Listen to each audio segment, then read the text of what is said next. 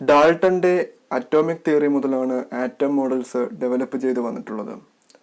Dalton ആദ്യം propose ചെയ്ത atom ഒരു ഇൻഡിവിസിബിൾ പാർട്ടിക്കിൾ ആണ് എന്നതിൽ നിന്നും മാറി ആറ്റത്തിനുള്ളിൽ സബ് ആറ്റോമിക് പാർട്ടിക്കിൾസ് ഉണ്ട് എന്ന് പിന്നീട് ജെ തോംസൺ, അതുപോലെ റദർഫോർഡ് മോഡൽ, അവസാനം ഇതാ ബോർ ആറ്റോമിക് മോഡൽ. എന്നാൽ ഡ്യുവൽ നേച്ചർ ഓഫ് മാറ്റർ എന്ന് പറയുന്ന കണ്ടെത്തൽ, ഇലക്ട്രോണിന് വേവ് ഫീച്ചേഴ്സ് ഉണ്ട് എന്ന് കണ്ടെത്തൽ, അതുപോലെ തന്നെ ഹെയ്സൻബർഗിന്റെ അൺസർട്ടനിറ്റി പ്രിൻസിപ്പിൾ, ഇതെല്ലാം തന്നെ മുമ്പുണ്ടായിരുന്ന പല ആറ്റം മോഡലെയും പാർഷ്യലായിട്ട് ഡിസ്കാർഡ് ചെയ്തു എന്ന് വേണമെങ്കിൽ പറയാം. മുഴുവനായിട്ടുമല്ല, ഇതെല്ലാം തന്നെ സ്റ്റെപ്പ് വൈസ് ആയിട്ടുള്ള പ്രോഗ്രസ് ആണ്, സയൻസിന്റെ പ്രോഗ്രസ് ആണ്. ലേറ്റസ്റ്റ് ആയി ഡെവലപ്പ് ചെയ്ത അറ്റോമിക് മോഡലാണ് quantum mechanical model of atom. Quantum mechanics എന്നാൽ ഡ്യുവൽ ബിഹേവിയർ ഓഫ് മാറ്റർ, അല്ലെങ്കിൽ മാറ്ററിന് വേവ് പ്രോപ്പർട്ടിയും അതുപോലെ തന്നെ മാറ്റർ പ്രോപ്പർട്ടിയെയും കുറിച്ചൊക്കെ പഠിക്കുന്ന ശാസ്ത്രശാഖയാണ് ക്വാണ്ടം മെക്കാനിക്സ് എന്ന് പറയുന്നത്. പ്രധാനമായും വേവ് പ്രോപ്പർട്ടീസ് കാണിക്കുന്നത് മൈക്രോസ്കോപ്പിക് പാർട്ടിക്കിൾസ് ആയതിനാൽ ക്വാണ്ടം മെക്കാനിക്സിൽ കൂടുതലായിട്ടും ഡീൽ ചെയ്യുന്നത് ഇത്തരം മൈക്രോസ്കോപ്പിക് പാർട്ടിക്കിൾസിന്റെ പ്രോപ്പർട്ടീസ് തന്നെയാണ്. പക്ഷെ ഇതേ ക്വാണ്ടം മെക്കാനിക്സ് നമ്മൾ മാക്രോസ്കോപ്പിക് പാർട്ടിക്കിൾസ് അല്ലെങ്കിൽ മാക്രോസ്കോപ്പിക് ഒബ്ജക്ട്സിൽ അപ്ലൈ ചെയ്താൽ നമുക്ക് കിട്ടുന്ന റിസൾട്ട് ക്ലാസിക്കൽ മെക്കാനിക്സിനോട് ഈക്വൽ ആയിട്ടുള്ള അല്ലെങ്കിൽ ആൾമോസ്റ്റ് ഈക്വൽ ആയിട്ടുള്ള റിസൾട്ട് തന്നെയായിരിക്കും അവിടെയും കിട്ടുക. ക്വാണ്ടം മെക്കാനിക്സിന്റെ ഒരു ബേസിക് ഇക്വേഷൻ ഡെവലപ്പ് ചെയ്തത് എർവിൻ ഷ്രോഡിംഗർ എന്ന സയന്റിസ്റ്റ് ആണ്.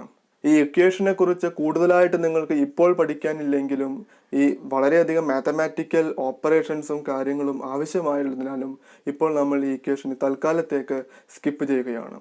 ഇലക്ട്രോൺസിന് വേവ് നേച്ചർ ഉണ്ട് എന്ന് കണ്ടെത്തലിനെ തുടർന്ന് ഷ്രോഡിംഗറിന്റെ ഈ ഇക്വേഷൻ എടുത്ത് ആറ്റത്തിൽ അപ്ലൈ ചെയ്തപ്പോൾ നമുക്ക് ആറ്റത്തിന്റെ എനർജി കണ്ടുപിടിക്കാൻ കഴിഞ്ഞു എന്നുള്ളതാണ് കാര്യം. അതായത് നേരത്തെ പറഞ്ഞതുപോലെ ഇലക്ട്രോണിന് വേവ് നേച്ചർ ഉണ്ടല്ലോ, ഇലക്ട്രോൺ മാറ്റർ ആണ് എന്നുള്ളതിൽ മാറി ഇലക്ട്രോണിന് വേവ് നേച്ചറും കൂടി ഉണ്ട് എന്നതോടുകൂടി ഷ്രോഡിംഗറിന്റെ ഈ വേവ് ഇക്വേഷൻ എടുത്ത് നമ്മുടെ ആറ്റത്തിൽ അപ്ലൈ ചെയ്തു. ആറ്റത്തിൽ അപ്ലൈ ചെയ്യുന്ന സമയത്ത് പ്രധാനമായിട്ട് രണ്ട് കാര്യങ്ങളാണ് നോക്കിയത്. ഒന്ന്, ആറ്റത്തിനുള്ളിലുള്ള എല്ലാ സബ് ആറ്റോമിക് പാർട്ടിക്കിൾസിന്റെയും കൈനറ്റിക് എനർജി. രണ്ടാമത്തേത്, ആറ്റത്തിനുള്ളിൽ തന്നെയുള്ള repulsive and attractive interaction energies, electrostatic energies. ഈ രണ്ടും കൂടി കാൽക്കുലേറ്റ് ചെയ്ത് കഴിഞ്ഞാൽ നമുക്ക് total energy of the atom കിട്ടും. എനർജി എന്ന് പറയുന്നത് ആ ഒരു പർട്ടിക്കുലർ ടൈമിൽ കോൺസ്റ്റന്റ് ആണെങ്കിൽ നമുക്ക് ആറ്റത്തിന്റെ ടോട്ടൽ എനർജി കിട്ടും. H cap psi is equal to E psi എന്നുള്ളതാണ് അതിന്റെ ഏറ്റവും ചെറിയ രൂപം. ഇവിടെ എച്ച് ക്യാപ് എന്ന് പറയുന്നത് ഒരു മാത്തമാറ്റിക്കൽ ഓപ്പറേറ്റർ ആണ്, ഇ എന്ന് പറയുന്നത് ടോട്ടൽ എനർജിയാണ്. പക്ഷെ ഇവിടെ നമുക്ക് വേണ്ടത് പ്രധാനമായിട്ടും എന്താണ് ഈ സൈ എന്ന ടേം എന്നുള്ളതാണ്. ഷ്രോഡിംഗർ വേവ് ഇക്വേഷൻ ആറ്റത്തിലേക്ക് അപ്ലൈ ചെയ്ത് അതിൽ നിന്ന് കിട്ടുന്ന വേവ് ഫംഗ്ഷൻ സൈ എന്ന ടേം എന്താണ്? ഇതാണ് നമ്മളുടെ പ്രധാനപ്പെട്ട ചോദ്യം. അപ്പോൾ ഈ ചാപ്റ്ററിന്റെ അവസാന ഭാഗത്ത് നമ്മൾ കാണാൻ പോകുന്നത് ഈ മൂന്ന് കാര്യങ്ങളാണ്. എങ്ങനെയാണ് quantum mechanical model of atom develop ചെയ്തു വന്നത്, എന്തൊക്കെയാണ് അതിന് വേണ്ടിയിട്ടുള്ള പ്രധാനപ്പെട്ട കാര്യങ്ങൾ. അതൊന്ന്. ഈ ഭാഗത്ത് നമ്മൾ അറ്റോമിക് ഓർബിറ്റലുകൾ എന്താണെന്ന് പഠിക്കും. അറ്റോമിക് ഓർബിറ്റലുകളെ എങ്ങനെയാണ് നമ്മൾ റെപ്രസെന്റ് ചെയ്യുക എന്നത് പഠിക്കും. രണ്ടാമത്തെ കാര്യം, ഈ അറ്റോമിക് ഓർബിറ്റലുകളുടെ energy levels, quantized energy levels, നമ്മൾ നേരത്തെ പഠിച്ചിട്ടുള്ള ക്വാണ്ടൈസ്ഡ് എനർജി ലെവൽസ് എങ്ങനെയൊക്കെയാണ് എന്നുള്ളത് പഠിക്കും. മൂന്നാമത്തെ കാര്യം, ഇലക്ട്രോണുകൾ ഈ എനർജി ലെവലുകളിൽ അല്ലെങ്കിൽ അറ്റോമിക് ഓർബിറ്റലുകളിൽ എങ്ങനെയാണ് ഫിൽ ചെയ്യാൻ പോകുന്നത് എന്നാണ് പഠിക്കുന്നത്. നമ്മുടെ മുന്നിലുള്ള പ്രധാനപ്പെട്ട ചോദ്യം ഇതാണ്: ന്യൂക്ലിയസിന് ചുറ്റും എങ്ങനെയാണ് ഇലക്ട്രോണുകളെ ഡിസ്ട്രിബ്യൂട്ട് ചെയ്തിരിക്കുന്നത്? ബോർ അറ്റോമിക് മോഡൽ പ്രകാരം അത് സർക്കുലർ ഓർബിറ്റുകളിൽ എന്നായിരുന്നു. എന്നാൽ ഇങ്ങനെ ഡെഫിനിറ്റീവ് എനർജി പാത്ത് ഇല്ല എന്നുള്ളത് പിന്നീട് കണ്ടെത്തി.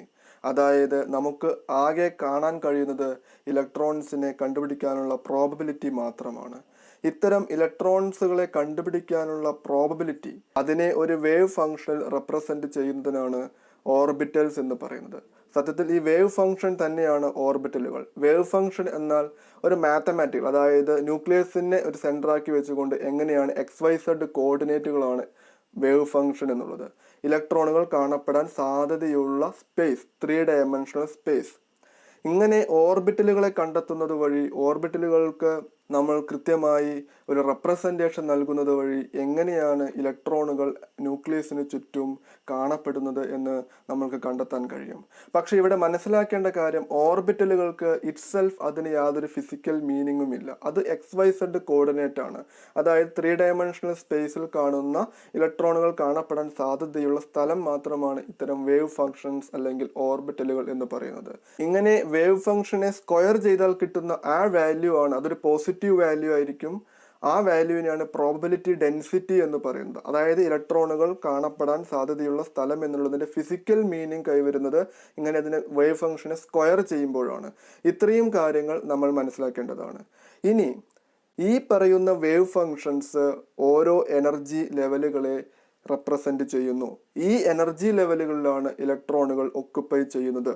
ഓരോ വേവ് ഫംഗ്ഷനിലും അല്ലെങ്കിൽ ഓരോ അറ്റോമിക് ഓർബിറ്റലിലും മാക്സിമം 2 ഇലക്ട്രോൺസ് വരെ കാണാം. ഒന്നുകിൽ ഒരു വേവ് ഫംഗ്ഷനിൽ ഇലക്ട്രോണുകൾ ഇല്ലാത്ത അവസ്ഥ വരാം, അല്ലെങ്കിൽ 1 ഇലക്ട്രോൺ ഉള്ള അവസ്ഥ വരാം, അല്ലെങ്കിൽ 2 ഇലക്ട്രോണുകൾ വരെ മാക്സിമം കാണാം. ഇതാണ് ഓർബിറ്റൽസ് എന്നുള്ളതിനെ പറ്റി നമുക്ക് പറയാനുള്ള പൊതുവായിട്ടുള്ള കാര്യങ്ങൾ. ഈ ഓർബിറ്റലുകൾ എന്ന് പറയുന്നത്, വേവ് ഫങ്ഷൻസ് എന്ന് പറയുന്നത്, നേരത്തെ നമ്മൾ ഡിസ്കസ് ചെയ്ത ഷ്രോഡിംഗർ വേവ് ഇക്വേഷൻസിനെ ആറ്റത്തിലേക്ക് അപ്ലൈ ചെയ്യുമ്പോൾ കിട്ടുന്ന സൊല്യൂഷൻസിൽ നിന്നാണ് ഈ പറയുന്ന വേവ് ഫങ്ഷൻസ് കിട്ടുന്നത്. നോക്കൂ, ഇവിടെ നമ്മൾ ഇലക്ട്രോണുകളെ കാണപ്പെടാനുള്ള സാധ്യതകൾ മാത്രമാണ് പറയുന്നത്, പ്രോബബിലിറ്റി മാത്രമാണ് പറയുന്നത്. ഇതാദ്യമായിട്ട് സോൾവ് ചെയ്യുന്ന സമയത്ത്, സിംഗിൾ ഇലക്ട്രോൺസ് ഒക്കെ സോൾവ് ചെയ്യുന്ന സമയത്ത് നിങ്ങൾ ബോക്സിൽ കാണുന്നത് ഒരു ബോക്സ്, അതിലൊരു ഇലക്ട്രോൺ ഉണ്ട്, അല്ലെങ്കിൽ ഒരു ബോൾ ഉണ്ടെന്ന് കരുതും. നമുക്ക് കുറച്ചും കൂടി മാക്രോസ്കോപ്പിക് ആയിട്ട് തന്നെ നമുക്ക് സംസാരിക്കാം. അതിലൊരു ബോൾ ഉണ്ടെന്ന് കരുതും. ഒരു സമയത്ത് ഈ ബോൾ കാണുന്ന പൊസിഷൻ നിങ്ങൾ ആദ്യം ചിത്രത്തിൽ കാണുന്നത് പോലെയാണ്. മറ്റൊരു സമയത്ത് ഈ ബോളിന്റെ പൊസിഷൻ മാറി മറ്റൊരു സ്ഥലത്തായിരിക്കാം. അതല്ലെങ്കിൽ അത് കുറച്ച് സമയം കൂടി കഴിയുമ്പോൾ അത് വേറൊരു സ്ഥലത്തായിരിക്കാം. നമ്മൾ കൃത്യമായിട്ട് പറയാൻ കഴിയുന്നില്ല ഈ ബോൾ എവിടെയാണ് കൃത്യമായിട്ട് പ്ലേസ് ചെയ്തിരിക്കുന്നത് എന്ന്. അപ്പോൾ നമ്മൾ എന്ത് പറയും? ഈ ബോക്സ് ആണ് ഈ ബോൾ കാണപ്പെടാനുള്ള സാധ്യതയുള്ള 3 ഡയമെൻഷണൽ സ്പേസ് എന്ന് പറയും, അല്ലേ? ഇത്തരം 3 ഡയമെൻഷണൽ സ്പേസിനെയാണ് ഓർബിറ്റൽ എന്ന് പറയുന്നത്. ഏറ്റവും സിമ്പിളായിട്ട് നമുക്ക് കമ്മ്യൂണിക്കേറ്റ് ചെയ്യാൻ വേണ്ടി ഈ രീതിയിൽ അതിനെ റെപ്രസെന്റ് ചെയ്യാം. ഇങ്ങനെ ഈ വേവ് ഫംഗ്ഷനെ അല്ലെങ്കിൽ ഓർബിറ്റലിനെ നമ്മൾ ഷ്രോഡിംഗർ വേവ് ഇക്വേഷൻ ഉപയോഗിച്ചുകൊണ്ട് സോൾവ് ചെയ്യുമ്പോൾ അതിന്റെ സൊല്യൂഷനായിട്ട് നമുക്ക് ചില ക്വാണ്ടം നമ്പേഴ്സ് ലഭിക്കും. ക്വാണ്ടം നമ്പേഴ്സ് എന്ന് വെച്ച് കഴിഞ്ഞാൽ വേവ് ഫംഗ്ഷനെ അല്ലെങ്കിൽ ഓർബിറ്റലിനെ വളരെ കൃത്യമായിട്ടും റെപ്രസെന്റ് ചെയ്യുന്നതിന് വേണ്ടി ഉപയോഗിക്കുന്ന ചില പർട്ടിക്കുലർ നമ്പേഴ്സ് ആണ്. ഈ പറയുന്ന ക്വാണ്ടം മെക്കാനിക്സിൽ ഉപയോഗിക്കുന്ന ചില നമ്പേഴ്സ് ആണ്. ഈ ക്വാണ്ടം നമ്പേഴ്സ് ഉപയോഗിച്ചുകൊണ്ട് ഓർബിറ്റലിനെ റെപ്രസെന്റ് ചെയ്ത് കഴിഞ്ഞാൽ അതുവഴി ന്യൂക്ലിയസിന് ചുറ്റും എങ്ങനെയൊക്കെയാണ് ഇലക്ട്രോൺസുകൾ ഡിസ്ട്രിബ്യൂട്ട് ചെയ്തിരിക്കുന്നത് എന്നും അതുവഴി നമുക്ക് ആറ്റത്തിന്റെ ഒരു 3 ഡയമെൻഷണൽ പിക്ചർ ലഭിക്കുകയും ചെയ്യുന്നു. ഇവിടെ നമ്മൾ 3 ക്വാണ്ടം നമ്പറുകളെ പറ്റിയിട്ടാണ് പറയുന്നതെങ്കിലും 4മതൊരു ക്വാണ്ടം നമ്പർ കൂടിയുണ്ട്. അങ്ങനെ ആകെ 4 ക്വാണ്ടം നമ്പർ വഴിയാണ് ഇലക്ട്രോണുകളുടെ ഡിസ്ട്രിബ്യൂഷൻ രേഖപ്പെടുത്തുന്നത് 3 ഡയമെൻഷനിൽ നമുക്ക് പറയാൻ കഴിയുക. അപ്പോൾ ഏതൊക്കെയാണ് ആ ക്വാണ്ടം നമ്പർ, എങ്ങനെയാണ് അവ ഓർബിറ്റലുകളെ റെപ്രസെന്റ് ചെയ്യുന്നത് എന്ന് നമുക്ക് സ്റ്റെപ്പ് വൈസ് ആയിട്ട് കാണാം. അതിൽ ആദ്യത്തെ ക്വാണ്ടം നമ്പർ ആണ് പ്രിൻസിപ്പൽ ക്വാണ്ടം നമ്പർ.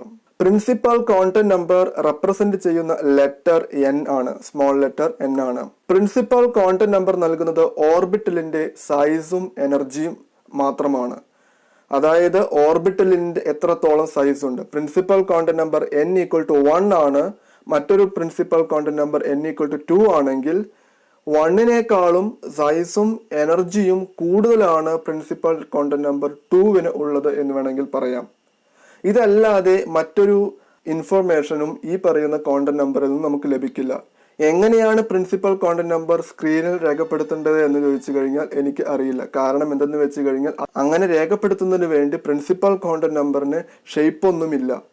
അതുകൊണ്ട് തന്നെ സ്ക്രീനിൽ രേഖപ്പെടുത്താൻ കഴിയില്ല. നമുക്ക് ആകെ പറയാൻ കഴിയുന്നത് ഇതിന് സൈസ്, അതുപോലെ തന്നെ എനർജി. 1നേക്കാൾ വലുതാണ് 2, 2നേക്കാൾ വലുതാണ് 3, അങ്ങനെ എനർജിയും കൂടി വരുന്നു എന്നുള്ള കാര്യം മാറ്റി നിർത്തി കഴിഞ്ഞാൽ മറ്റൊരു ഇൻഫർമേഷനും പ്രിൻസിപ്പൽ ക്വാണ്ടം നമ്പർ തരുന്നില്ല. ഇതിനെ ഷെൽസ് എന്നും പറയാറുണ്ട്. അതുപോലെ തന്നെ 1, 2, 3, 4 എന്നീ പ്രിൻസിപ്പൽ ക്വാണ്ടം നമ്പറിനെ KLMN എന്നും റെപ്രസെന്റ് ചെയ്യാറുണ്ട്. ഓർബിറ്റലിന് ഷേപ്പും എനർജിയും നൽകുന്ന ക്വാണ്ടം നമ്പർ ആണ് രണ്ടാമത്തേത്. അസിമുത്തൽ ക്വാണ്ടം നമ്പർ എന്നാണ് വിളിക്കുക. അസിമുത്തൽ ക്വാണ്ടം നമ്പർ റെപ്രസെന്റ് ചെയ്യുന്നത് സ്മോൾ ലെറ്റർ L വഴിയാണ്. അസിമുത്തൽ ക്വാണ്ടം നമ്പർ നമുക്ക് കാൽക്കുലേറ്റ് ചെയ്യാൻ കഴിയുന്നത് L = 0 to n-1 എന്നുള്ളതാണ്. അതായത് നമ്മുടെ പ്രിൻസിപ്പൽ കോണ്ടന്റ് നമ്പർ 1 ആണെങ്കിൽ അതിൽ L is equal to 0 to n-1. അതായത് 0 n-1 എന്ന് വെച്ച് കഴിഞ്ഞാൽ 1 - 1 0. അതായത് 0 എന്നുള്ളതാണ് അവിടുത്തെ അസിമുത്തൽ കോണ്ടന്റ് നമ്പർ. അതുപോലെ n is equal to 2 ആണെങ്കിൽ L is equal to 0 1 അത്രയും. n is equal to 3 ആണെങ്കിൽ L is equal to 0 1 2 അങ്ങനെ പോകും. അതായത് മൂന്നാമത്തെ പ്രിൻസിപ്പൽ കോണ്ടന്റ് നമ്പറിൽ 3 അസിമുത്തൽ കോണ്ടന്റ് നമ്പർ പോസിബിൾ ആയിരിക്കും. 0 1 2. രണ്ടാമത്തേതാണെങ്കിൽ 0 1. ഒന്നാമത്തെ പ്രിൻസിപ്പൽ കോണ്ടന്റ് നമ്പറിൽ 0 മാത്രം. ഇങ്ങനെ 0യെ S എന്നും 1നെ P എന്നും 2നെ D എന്നും 3നെ F എന്ന രീതിയിലുമൊക്കെയാണ് നമ്മൾ റെപ്രസെന്റ് ചെയ്യുന്നത്. SPDF എന്ന് പറയുന്ന ലെറ്ററിലൂടെയാണ് അസിമുത്തൽ കോണ്ടന്റ് നമ്പർ റെപ്രസെന്റ് ചെയ്യുന്നത്. ഇതിനെ സബ്ഷെൽസ് എന്നും പറയും. അതായത് നേരത്തെ പറയുന്ന principal content number main shell ആണെങ്കിൽ അതിനുള്ളിൽ തന്നെ വരുന്ന സബ്ഷെല്ലുകളാണ് ഈ പറയുന്ന അസിമുത്തൽ കോണ്ടന്റ് നമ്പർ. അത് മാത്രമല്ല, ഏറ്റവും പ്രധാനമുള്ളത് അസിമുത്തൽ കോണ്ടന്റ് നമ്പർ ഷേപ്പ് തരുന്നു എന്നുള്ളതാണ്. ഈ ഓർബിറ്റലിന്റെ ഷേപ്പ് കണ്ടെത്തുന്ന സത്യത്തിൽ ഇങ്ങനെയാണ്. ന്യൂക്ലിയസിൽ നിന്നും ഇലക്ട്രോണിലേക്കുള്ള ഡിസ്റ്റൻസിനെ എക്സ് ആക്സിസിലും വൈ ആക്സിസിൽ അതിന്റെ പ്രോബിലിറ്റി ഡെൻസിറ്റി അല്ലെങ്കിൽ ഇലക്ട്രോണിനെ കണ്ടെത്താനുള്ള സാധ്യത ഇന്റൻസിറ്റി എത്രത്തോളമാണെന്ന് രേഖപ്പെടുത്തുന്നു. ഇങ്ങനെ രേഖപ്പെടുത്തുന്ന സമയത്ത് നമുക്കൊരു പ്ലോട്ട് ലഭിക്കും. ആ പ്ലോട്ട് ഉപയോഗിച്ചാണ് നമുക്ക് ഷേപ്പ് കൃത്യമായിട്ട് നമുക്ക് പറയാൻ കഴിയുക. അങ്ങനെ എസ് ഓർബിറ്റലിന്, അതായത് അസിമുത്തൽ കോണ്ടന്റ് നമ്പർ എസ് ആണെങ്കിൽ ആ ഓർബിറ്റലിന്റെ ഷേപ്പ് എന്ന് പറയുന്നത് സ്ഫെറിക്കൽ ആയിരിക്കും. അതുപോലെ പി ഓർബിറ്റലിനാണെങ്കിൽ ഡംബൽ ഷേപ്പ് ആയിരിക്കും. നമ്മൾ സ്ക്രീനിൽ കാണുന്നത് പോലെ ഈ ഷേപ്പുകളായിരിക്കും എന്ന് നമുക്ക് മനസ്സിലാക്കാൻ കഴിയും. അങ്ങനെയാണെങ്കിൽ പ്രിൻസിപ്പൽ കോണ്ടന്റ് നമ്പർ എന്താ തരുന്നത്? 1 2 3. അപ്പോൾ അങ്ങനെയാണെങ്കിൽ ഒന്നാമത്തെ എസ് ഓർബിറ്റലിനേക്കാളും വലിയ എസ് ഓർബിറ്റലായിരിക്കും രണ്ടാമത്തെ എസ് ഓർബിറ്റലിന് ഉണ്ടായിരിക്കുക. അതിനേക്കാളും വലുതായിരിക്കും മൂന്നാമത്തേത് ഉണ്ടായിരിക്കുക. എനർജിയും അതിനനുസരിച്ച് കൂടി വരുന്നു. ഇതേ കാര്യം തന്നെയാണ് പി ഓർബിറ്റലിന്റെ കേസും വരുന്നത്. ഇപ്പൊ രണ്ടാമത്തെ പ്രിൻസിപ്പൽ കോണ്ടന്റ് നമ്പറിലെ പി ഓർബിറ്റലുള്ളൂ. അപ്പോൾ അതിനേക്കാളും വലുതായിരിക്കും മൂന്നാമത്തെ പി ഓർബിറ്റൽ. അതിനനുസരിച്ച് എനർജിയും കൂടി വരുന്നു. മൂന്നാമത്തെ പ്രിൻസിപ്പൽ കോണ്ടന്റ് നമ്പർ ആണ് magnetic content number. Magnetic content number നൽകുന്നത് ഓറിയന്റേഷൻ ആണ്.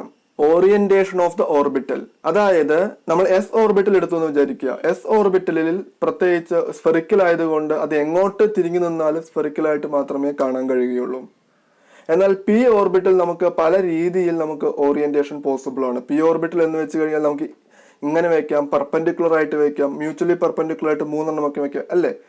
അങ്ങനെ അതിന്റെ ഓറിയന്റേഷൻസിനെ കുറിച്ച് പറയുന്ന ഒരു കോണ്ടന്റ് നമ്പർ ആണ് മാഗ്നറ്റിക് കോണ്ടന്റ് നമ്പർ എന്ന് പറയുന്നത്. മാഗ്നറ്റിക് കോണ്ടന്റ് നമ്പർ കാൽക്കുലേറ്റ് ചെയ്യുന്നത് -L വാല്യൂ മുതൽ 0 to +L, -L 0 to +L. അതായത് നമുക്കിപ്പോ 0 ആണ് അസിമുത്തൽ കോണ്ടന്റ് നമ്പർ അല്ലെങ്കിൽ എല്ലിന്റെ വാല്യൂ എന്ന് വിചാരിക്കുക.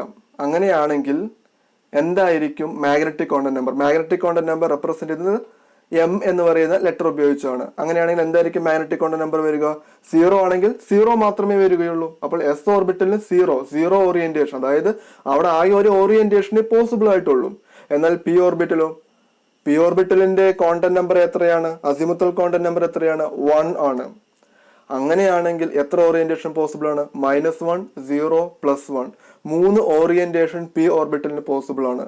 അതായത് നിങ്ങൾ ഈ സ്ക്രീനിൽ കാണുന്നത് പോലെ പി ഓർബിറ്റൽ എക്സ് ആക്സിസിലൂടെയും വൈ ആക്സിസിലൂടെയും സെഡ് ആക്സിസിലൂടെയും 3 ഓറിയന്റേഷനിൽ നിൽക്കാൻ കഴിയും. അതായത് 3 പി ഓർബിറ്റലുകൾ ഉണ്ട്. അതിന്റെ ഗ്രൗണ്ട് സ്റ്റേറ്റിലാണെങ്കിൽ 3 പി ഓർബിറ്റലായിട്ടാണ് അത് കാണപ്പെടുന്നത്. അപ്പോൾ ഓരോ ഓർബിറ്റലിലും 2 ഇലക്ട്രോൺ വഴിയാണെങ്കിൽ 3 പി ഓർബിറ്റലിൽ 6 ഇലക്ട്രോണുകൾ ഫില്ല് ചെയ്യാനുള്ള സാധ്യതയുണ്ട്, അല്ലെ? ഇനി ഡി ഓർബിറ്റലാണെങ്കിലോ അതിന്റെ അസിമുത്തൽ കോണ്ടന്റ് നമ്പർ 2. അങ്ങനെയാണെങ്കിൽ -2 -1 0 +1 +2. ടോട്ടൽ നമ്പർ എത്രയുണ്ട് നോക്കൂ? 5. അതായത് ഡി ഓർബിറ്റലിന് 5 ഓറിയന്റേഷൻ പോസിബിൾ ആണ്. അതുപോലെ എഫ് ഓർബിറ്റലിന് 7 ഓറിയന്റേഷൻ പോസിബിൾ ആയിരിക്കും. അങ്ങനെ ഓറിയന്റേഷനെ കുറിച്ച് ഇൻഫർമേഷൻ തരുന്ന കോണ്ടന്റ് നമ്പർ ആണ് മാഗ്നറ്റിക് കോണ്ടന്റ് നമ്പർ എന്ന് പറയുന്നത്. നോക്കൂ, നമ്മൾ 3 ഡയമെൻഷനിൽ ഒരു കാര്യം റെപ്രസെന്റ് ചെയ്യുന്ന സമയത്ത് ഇത്രയും കാര്യങ്ങൾ വേണം, അല്ലേ? ആദ്യം നമുക്ക് സൈസ് വേണം, അത് നമ്മൾ പ്രിൻസിപ്പൽ കോണ്ടന്റ് നമ്പർ തരുന്നുണ്ട്. രണ്ടാമത്തേത് നമുക്ക് ഷേപ്പ് വേണം, അത് അസിമുത്തൽ കോണ്ടന്റ് നമ്പർ വരുന്നുണ്ട്. ഈ ഷേപ്പ് എങ്ങോട്ട് ഓറിയന്റ് ചെയ്ത് നിൽക്കുന്നു എന്ന് നമുക്ക് അറിയണ്ടേ? അത് നമുക്ക് മാഗ്നറ്റിക് കോണ്ടന്റ് നമ്പർ തരുന്നുണ്ട്. ഇങ്ങനെ 3 കോണ്ടന്റ് നമ്പർ തരുന്നതോട് കൂടിയിട്ട് എങ്ങനെയാണ് ആറ്റത്തിൽ ഈ ഓർബിറ്റലുകൾ റെപ്രസെന്റ് ചെയ്യാൻ കഴിയുക, എങ്ങനെയായിരിക്കും ഒരു ആറ്റം ഉണ്ടായിരിക്കുക എന്ന് നമുക്ക് ഏറെക്കുറെ ഊഹിക്കാൻ കഴിയും. നിങ്ങളിപ്പോൾ ഈ സ്ക്രീനിൽ കാണുന്നത് പോലെയൊക്കെ ആയിരിക്കും ആറ്റോമിക് ഓർബിറ്റലുകൾ ന്യൂക്ലിയസിന് ചുറ്റും ഉണ്ടാവുക. അതിപ്പോൾ ഒരുപാട് ഓർബിറ്റലുകൾ, അതായത് ഒരുപാട് ഷെല്ലുകൾ അതിലുണ്ട്, ഒരുപാട് പ്രിൻസിപ്പൽ ക്വാണ്ടം നമ്പേഴ്സ് ഉണ്ട്. അങ്ങനെയാണെങ്കിൽ ഈ സ്ക്രീനിൽ കാണുന്നത് പോലെയുള്ള ഒരു സ്ട്രക്ചർ ആയിരിക്കും. ഇത് നമ്മൾ നേരത്തെ കണ്ടിട്ടുള്ള ബോർ അറ്റോമിക് മോഡലിൽ നിന്നൊക്കെ വളരെ വ്യത്യസ്തമായിട്ടുള്ള ഒരു കോൺസെപ്റ്റ് ആണ്. നോക്കൂ, ഇവിടെ ഒന്നും തന്നെ അബ്സല്യൂട്ട് ആയിട്ട് ഒന്നും പറയുന്നില്ല, ഡെഫിനിറ്റ് ആയിട്ട് ഒന്നും പറയുന്നില്ല, എല്ലാം പ്രോബബിലിറ്റി മാത്രമാണ്. മോസ്റ്റ് പ്രോബബിൾ എന്ന് വേണമെങ്കിൽ പറയാം. ഈ രീതിയിൽ റെപ്രസെന്റ് ചെയ്യുന്നതിനെയാണ് ബൗണ്ടറി സർഫസ് ഡയഗ്രാം എന്ന് പറയുന്നത്. ഇത്തരം ബൗണ്ടറി സർഫസ് ഡയഗ്രത്തിലൂടെ മനസ്സിലാക്കേണ്ടത് 100% ആയിരിക്കില്ല അതിന്റെ ബൗണ്ടറി എന്നുള്ളത്. അത് ചിലപ്പോൾ അങ്ങോട്ടും ഇങ്ങോട്ടൊക്കെ കുറച്ച് കൂടിയും കുറഞ്ഞുമൊക്കെ ഇരിക്കും. നാലാമത്തെ കോണ്ടന്റ് നമ്പർ ആണ് spin content number. Spin content number എന്ന് വെച്ച് കഴിഞ്ഞാൽ ഇലക്ട്രോൺ സ്പിന്നിൽ നിന്നാണ് ആ കോണ്ടന്റ് നമ്പർ ഡിറൈവ് ചെയ്തു വരുന്നത്. ഒരു ഇലക്ട്രോൺ അതിന്റെ ഓൺ ആക്സിസിൽ ക്ലോക്ക് വൈസിലും ആന്റി ക്ലോക്ക് വൈസിലും റൊട്ടേറ്റ് ചെയ്യുന്നു. ഈ എർത്തൊക്കെ റൊട്ടേറ്റ് ചെയ്യുന്നത് പോലെ ക്ലോക്ക് വൈസിലും ആന്റി ക്ലോക്ക് വൈസിലും അതിനെ റൊട്ടേറ്റ് ചെയ്യാൻ കഴിയും എന്നതാണ് സ്പിൻ കോണ്ടന്റ് നമ്പർ പറയുന്നത്. ഇങ്ങനെ രണ്ട് ഓറിയന്റേഷനിൽ റൊട്ടേഷൻ പോസിബിൾ ആണ്. ഇതിൽ ഒന്നിനെ +½ എന്നും മറ്റൊന്നിനെ -½ എന്നും പറയുന്നു. അതല്ലെങ്കിൽ നമുക്ക് ഒരു അപ്പ് ആരോ ആയിട്ടോ അല്ലെങ്കിൽ ഡൗൺ ആരോ ആയിട്ടോ ഇതിനെ റെപ്രസെന്റ് ചെയ്യാം. അതായത് ക്ലോക്ക് വൈസിലുള്ളതിന് അപ്പ് എന്നും അല്ലെങ്കിൽ ആന്റി ക്ലോക്ക് വൈസ് ആണെങ്കിൽ ഡൗൺ ആയിട്ട് നമുക്ക് റെപ്രസെന്റ് ചെയ്യാം. ഇങ്ങനെ 4 കോണ്ടന്റ് നമ്പർ വഴിയാണ് ഒരു ഓർബിറ്റൽ എന്ന് പറയുന്നത് നമുക്ക് പൂർണ്ണമായിട്ടും റെപ്രസെന്റ് ചെയ്യാൻ കഴിയുക.